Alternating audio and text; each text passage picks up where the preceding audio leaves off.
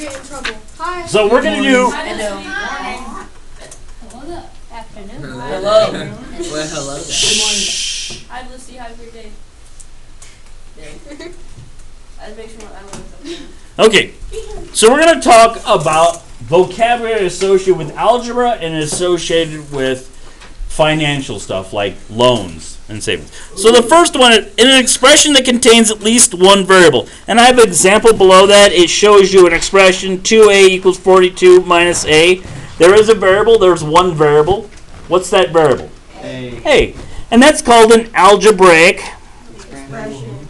Very good. How'd you get that? Because I guessed. smart and we know everything. I wait to have enough. Algebraic expression. How did he get that? Or she? I don't know. Well, maybe she looked in classroom and already found the link to. She checked her Quizlet and knows it's already That's there. being a good kid, and I don't believe that. Okay, so an algebraic expression. You guys have been doing this since 6th grade. You've been doing algebra since 6th grade. Not hard algebra. Doesn't matter. Algebra is just that. It is dealing with unknown numbers in there. So the number that's multiplied by the variable in an algebraic expression, it's this number right here. 5 is being multiplied by the variable. It's called the coefficient.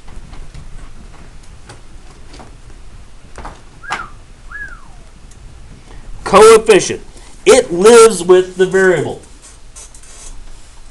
We're going to talk a lot about the coefficient. So it's like a family. It is. And if that helps, remember, it's always co-located with the variable. I'm just going to say family. Or it coexists with the variable. Just big words. These are I'm big just going to say words. family. I'm just gonna say Big family. words are important. I beg to differ.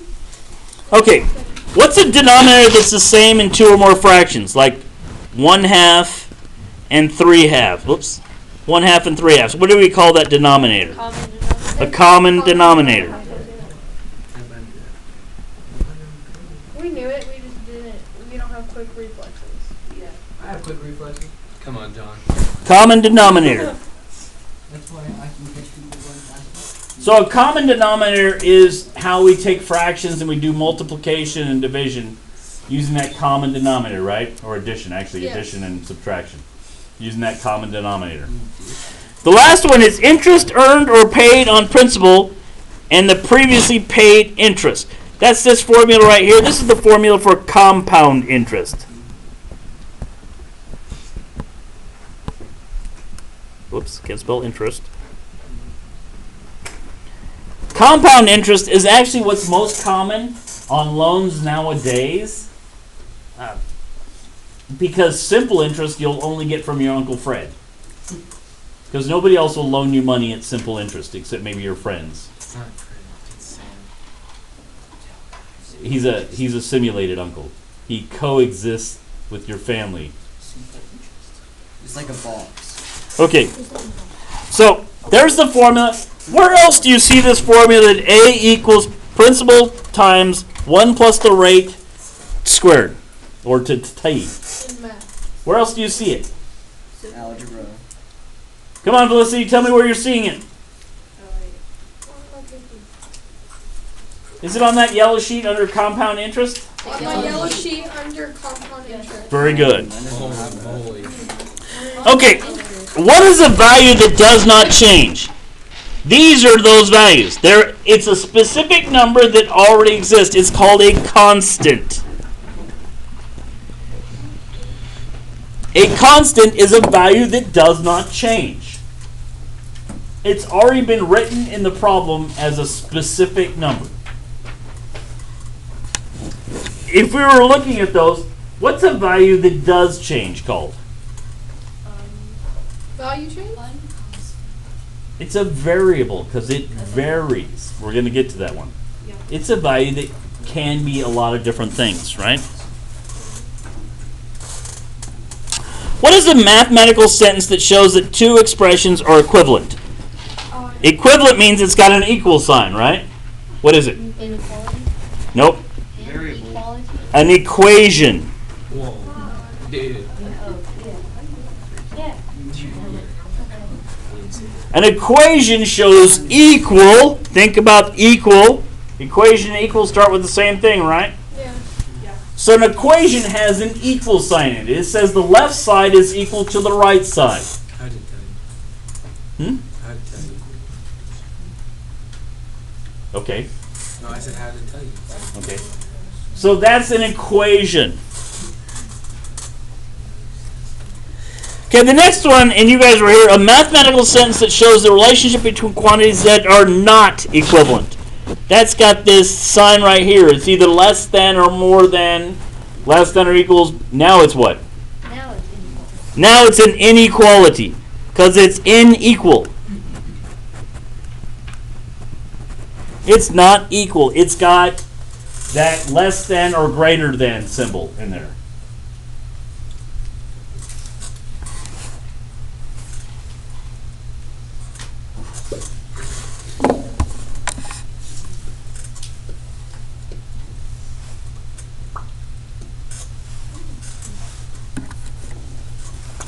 All right, let's look at this one. The amount of money charged for borrowing or using money, or the amount of money earned by saving money.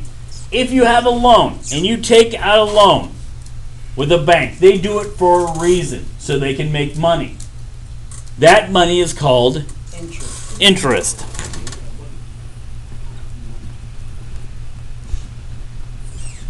It's also the money you make when you save money.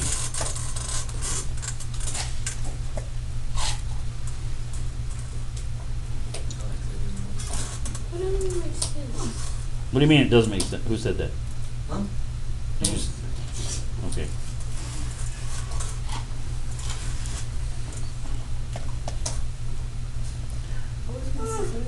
Huh? So the next one's the least number other than 0 that is a multiple of 2 or more given numbers. It is the least common denominator. The least common multiple, I mean. Sorry. Least common multiple.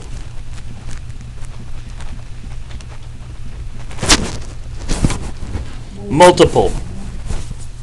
And as soon as you write that down, I'll give you kind of an example here. Least common multiple. So let's say I take the number 3. What's 3 times 1 is 3, right? 3 times 2? 3 times 3?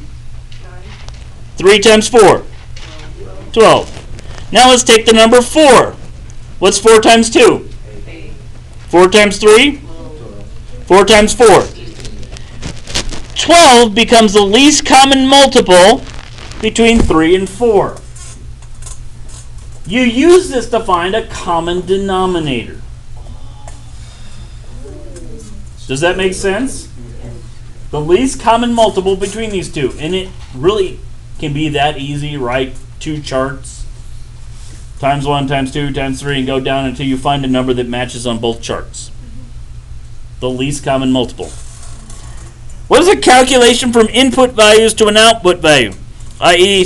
addition, subtraction, multiplication. Simple. It's called an operation.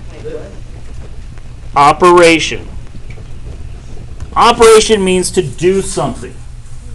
So when you add 2 numbers, you're doing an operation. You're performing an operator.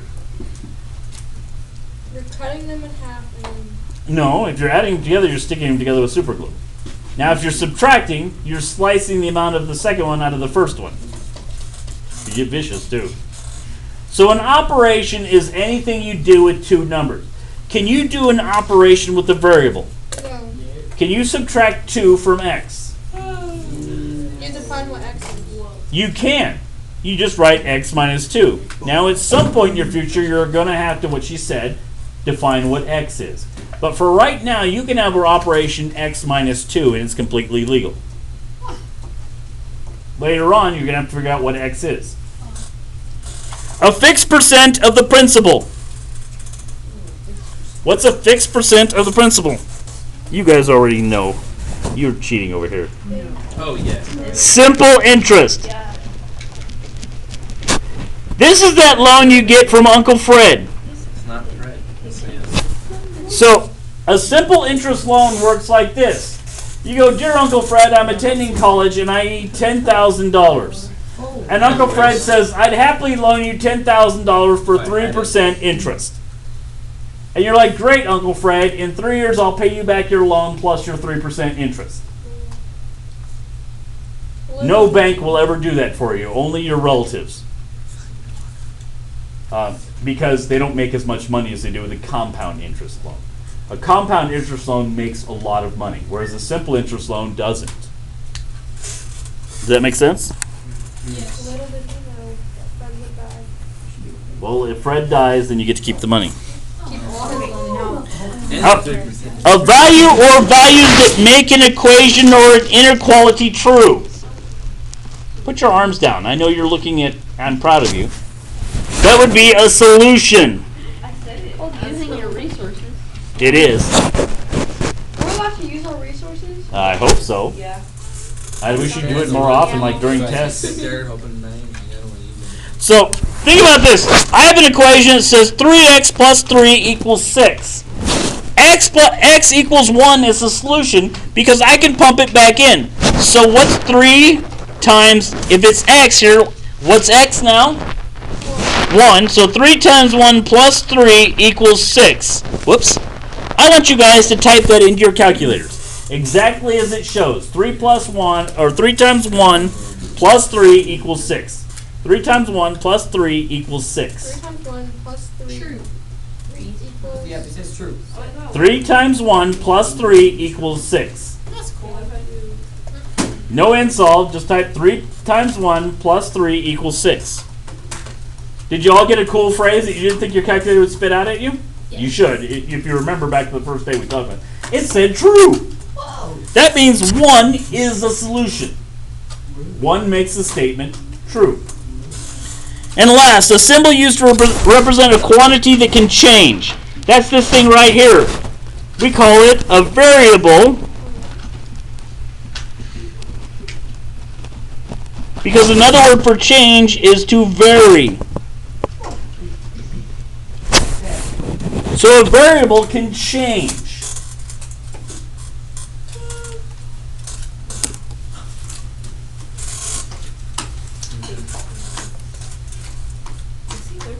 Here in a couple weeks from now, we're going to have multiple variables in the same equation. But think about it this way. Reed owns a cookie plant. Good job, Reed. Cookie plant. That means best friend. Reed owns a cookie plant. Wait, is that actually a thing? Yes. I will own it. You guys want a cookie from Reed, pay for it like everyone else. No. Reed owns a cookie plant. Listen. So Reed would come up with a formula. And maybe his formula was for flour. Reed knows that to make 6 batches of cookies, he needs 3 pounds of flour. So 3 pounds of flour is 6 batches of cookie. Or 6 batches of cookies, right? So that would be 3F equals 6. Could I simplify that? Yes. Yes. But now, if he knows he wants to make 18 batches of cookies, he can plug back into his formula and know exactly how many bags of flour he needs. That's 9 pounds. So his variable has use to him because it tells him exactly what he needs. Does that make sense? That's how variables are used with equations. A lot of different stuff. If you're making money and you make $1 million, No. are you going to stop at $1 million or are you going to keep making some more money? Yahweh. Which means your number's going to change, but your variables for your equation will stay the same. Any question on what we have so far? Bye. Bye. Bye.